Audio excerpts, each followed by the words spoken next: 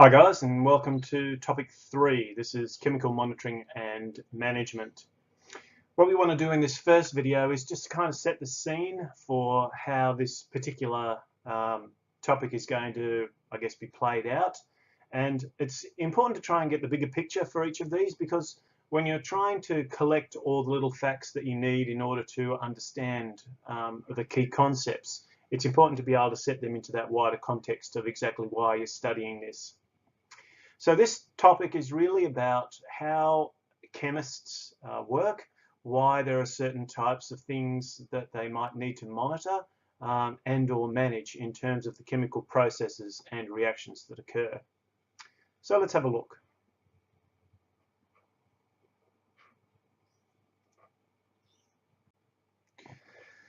So the first thing we want to do is we want to have a look at the different types of chemists and the different ways that chemists work.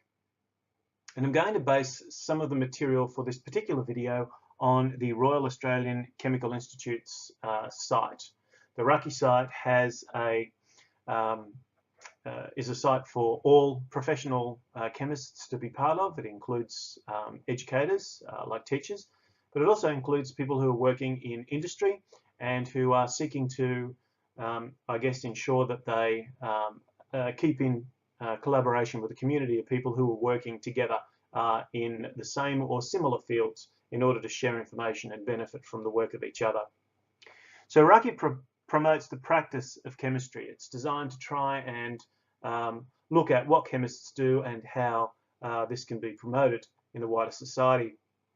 It has a reasonably good membership, 10,000 members, and it has, probably more importantly for our purposes, 14 national divisions. And I'll give you a look at those in just a few moments. The two largest of these divisions are represented by the analytical environmental chemistry. So chemists that look at things like climate change would fit into that sort of an area. Analysis is all sorts of different techniques, and we've looked at two main types, qualitative and quantitative. So things like gravimetric analysis, or analyses based on mass or weight, and also volumetric analyses such as titration are examples of ways in which analytical chemists might work. Another significant area of membership is industrial chemistry, and industrial chemistry is about production of materials, and so this can include things like polymers, but also quite a number of different materials that are being used as substitutes for polymers as well. The chemists tend to specialise, so they tend to pick an area that they're more interested in, with skills or with a focus on types of chemicals that appeal more to them than others. And so therefore, the main focus of each of these different branches is to look at the application of specific chemical principles and processes. And they're the sorts of things that we want to look at in a little bit more detail in this video. So here's a little bit of a look at those 14 different divisions that are recognised by the Royal Australian Chemical Institute. And you'll notice the ones that I've already talked about, analytical and environmental chemistry, and also industrial chemistry, are the two most highly populated in terms of the Raki site. But you can see quite a number of other areas, some that we've already looked at, division focused on carbon chemistry, colloids and nanomaterials. We don't tend to look at a lot in our course. There is a chemical education division, which of course includes things like educators in secondary and tertiary institutions. Electrochemistry, so there'd be a lot of redox and batteries in there. Safety, obviously very, very important, and that will include waste disposals and things like that. And then other areas like inorganics, salts, acids and base reactions, those sorts of things. Materials, medicine, organic chemistry, some overlap here with carbon compounds, but some slightly different focuses in the way that they look at it, physical polymers and radiochemistry. So you can see quite a different range of different sorts of branches within the study of chemistry. And the two that we sort of mentioned on the previous slide, analytical environmental chemists, are the ones that apply physical methods, particularly to qualitative and quantitative aspects of chemical processes and reactions. And industrial chemists more have a focus on reactants and products, and how to manage reaction conditions. And this is going to be particularly important, and an example we'll look at later are reactions that are examples of reversible reactions, or ones in which an equilibrium is established. And therefore, these ones need particular monitoring in order to maximize for maximizing yield.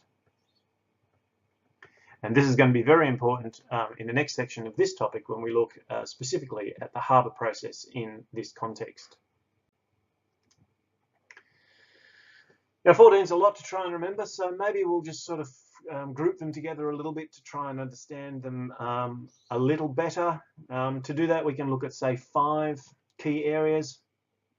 The study of carbon and carbon compounds in the area of organic chemistry, and also, I guess, to a certain extent, there's going to be some polymer chemistry that's going to be part of this as well.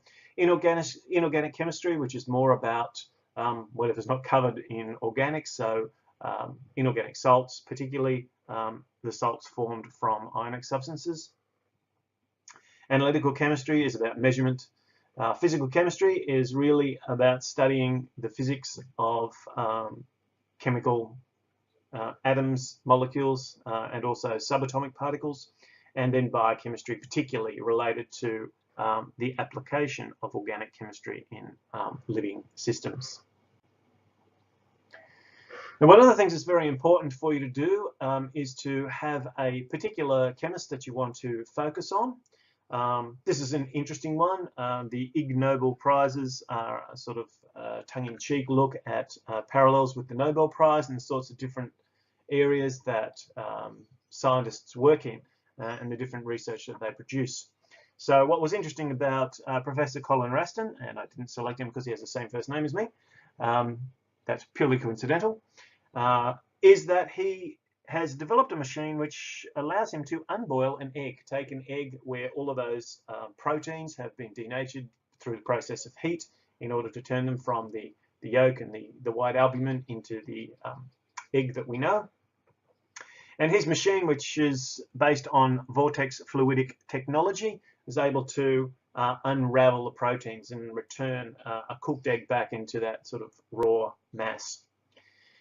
The way he does that is that the machine itself will actually convert that mechanical energy into thermal energy, and as that happens, the transfer that occurs allows those proteins to be, I guess, remade in a sense, with the conversion of mechanical energy undoing what happened when the egg was cooked or heated in the first place.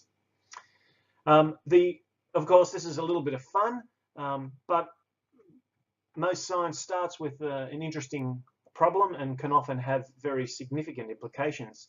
One of the things that this particular technology is being suggested as being able to do is to start to look at how effective certain different types of cancer drugs may be, which may mean more effective treatments and less side effects. So there's a range of different types of chemists that are available, and I think it's important, particularly if you know one or you know of someone who works in the chemical field, it's much easier under the pressure of an exam to be able to just write about that person, to identify some particular chemical processes. So if you look at this particular example of those areas that we looked at before, you could talk about organics, chemistry as a particular field. In fact, if we look at this area down here, we might even say this is more of a medical application, so it's a sort of biochemical region that they look at. It's looking at the structure of proteins and how we can, so this is an example of polymer, so a bit of polymer chemistry that's going on in here, and how we can actually use our understanding of bonding and the fact that there must be different types of bonding that are occurring between a cooked egg and a raw egg in order to try and put all of these pieces together and come up with some sort of a response. So what sort of questions are you likely to get? Well, these are the sorts of questions you're likely to get. In 2007, there was a 3-mark question based on describing the role of a chemist employed in an industry or enterprise and a chemical principle that was used by the chemist. And whilst I appreciate the vote of support, please don't use me as your example. So when you're looking at an example like this and you're starting to write one, I'll give you an opportunity on the Friday of week 1 to actually just put down, to do a little bit of research and just to put down a nice little example, nice little summary of some of the key things that you need in order to answer a question like this. Each year there's a set of notes that come from the Marking Centre where the supervisors of marking put together a bit of an idea for future students about what sort of common mistakes were made or misunderstandings or how students went with particular questions. So what you can see from this one is that the better responses to this question were those who were able to describe the role of the chemist in a particular industry, so an actual application, knowing someone who works in a particular field and being able to relate that specifically to chemistry, so not biology or physics. Try not to draw too long a bow. Make sure it's really targeted into one of those areas, one of those branches of chemistry that we mentioned before.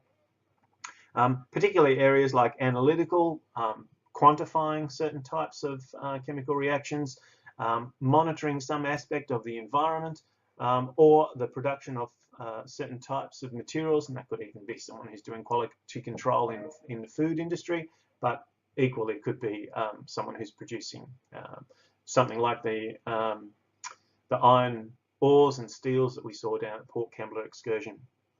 And it's also important when you're looking at this is to make sure that you've identified certain types of chemical principles used. So one of the easiest ones, for example, is if a process that you're looking at is an equilibrium, Le Chatelier's principle is obviously going to be one of the things that's going to be very important application for that industrial chemist to ensure they are maximizing the yield of the product. Thanks for watching.